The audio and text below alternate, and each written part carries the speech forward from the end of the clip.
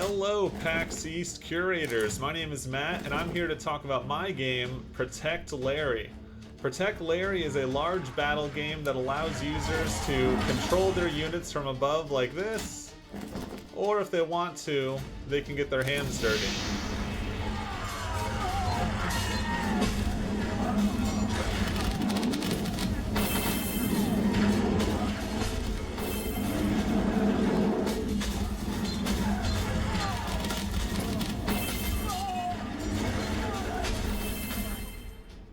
I've been working on this game for about 3 years, and I'm very excited to be submitting it to PAX Rising 2026.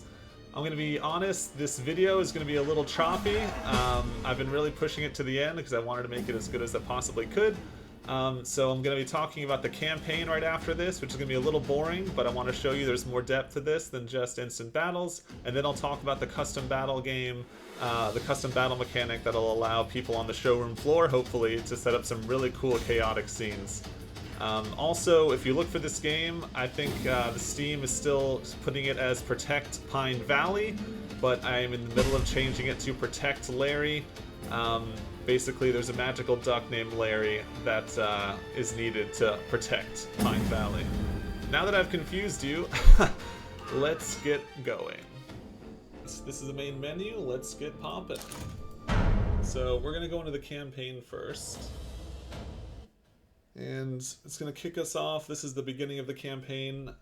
This is the heart of Pine Valley. It's the safest place to be, or it was, until the demons started coming. And so the point of the campaign is to raise an army and take that army to protect your magical pet duck Larry while he resurrects ancient beacons formerly used to protect Pine Valley from harm. And how do you raise your army? Well, you're going to need the army management window here. So this is where you can learn about all the soldiers in your army. You can arrange them. You can have up to 1,000 soldiers organized into at most 20 different squads up here. You can add new squads, delete empty ones.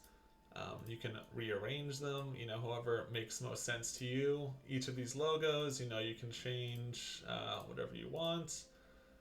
And when you click on a squad, you see all the members of that squad down here. Sorry if I'm talking fast. I know I don't have that much time, only 10 minutes. So if you want to double click on an individual soldier, you can see all the history of that soldier.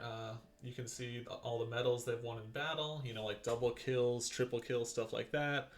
Obviously the attacks of the soldier, the longer term achievements that the soldier has had, how many, get to 100 kills, you get an achievement. Get to 200 kills, you get an achievement, stuff like that. You can change the name of the soldier up here, and these 4 slots represent the 4 items that can be equipped to a soldier. And I'll get into those in a second. Over here is the soldier search, where you can filter and try and find the specific soldier that you want to look for. As I said, 1,000 soldiers can be hard to manage, so I wanted to give the user a way to kind of filter and find the ones they're looking for. And over here is the favorites section. During battle, you're going to be able to keep track of all of your favorites, their health, how they're doing, because these 4 buttons will actually be mirrored on the battle UI as well. It can be hectic, trying to control 1,000 units and keep track of ones you care about. So this is why I have the favorites here. In battle, if you click on any of these favorites, you'll immediately take control of that soldier as well.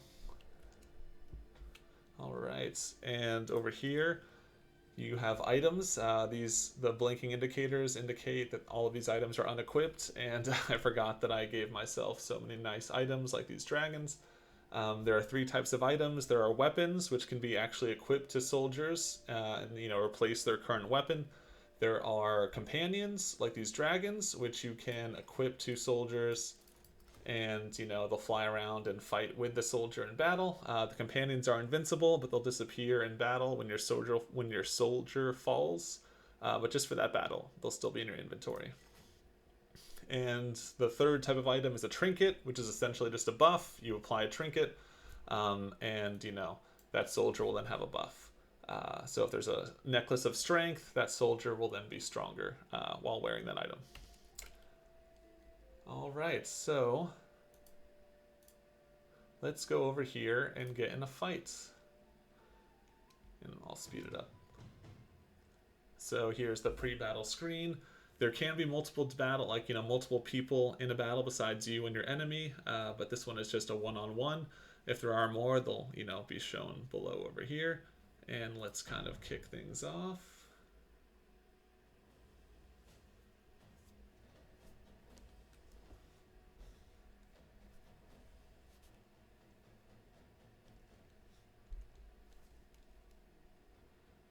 And Larry will fly around with you during the battle as well. Be your little helper. So here is our first battle, and let's just kick it off. During battle, like I said, you can take control of an enemy unit just by clicking on them. This unit here is going to be jumping around. You can click out to go back to commander view. You can then also speed things up if things are taking too long. But I'll take control of one of these units now. So if you notice on the top or in the far right, there's a news feed of things that are happening. Double kills, triple kills, things like that will appear in the news feed. Underdog kills are when a soldier kills an enemy that is 1.5 times taller than them. So if you get enough underdog kills, you'll actually get an underdog achievement, which will then give that soldier a buff against larger units in the future. So the way that you take control of your units and choose to play as them can impact how their stats evolve over time. And oh man, we won, okay. And so at the end of each battle, you can check the stats of, the enemies, your allies, and yeah, there's a bug here. God, that's annoying. With the names of the enemies in a campaign battle not showing up. It's embarrassing. But anyway, so you can see your soldiers, how many of them died. I have one that died. How many of them were knocked unconscious? And here's the same for the enemy army. And then here's a fun little, top 3 performers from the battle type thing. And these are all the medals they won during the battle, which is all of them are multi-kills except for Kaida, which has first blood. All right, so that is the one type of battle in campaign. And let's kind of fast forward to show you what a protection battle, the protection mission would look like.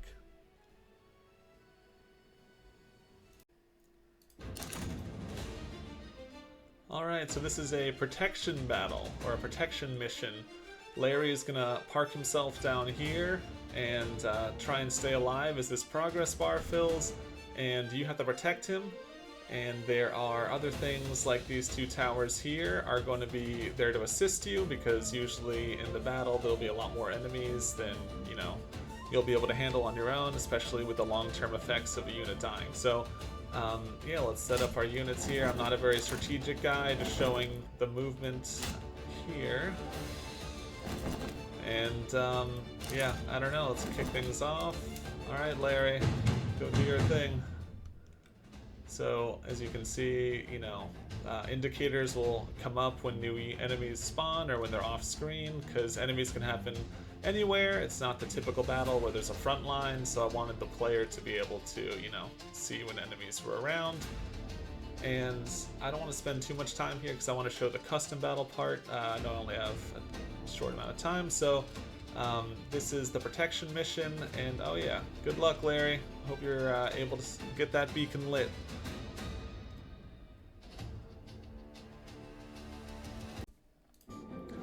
Alright, let's take a quick look at custom battles.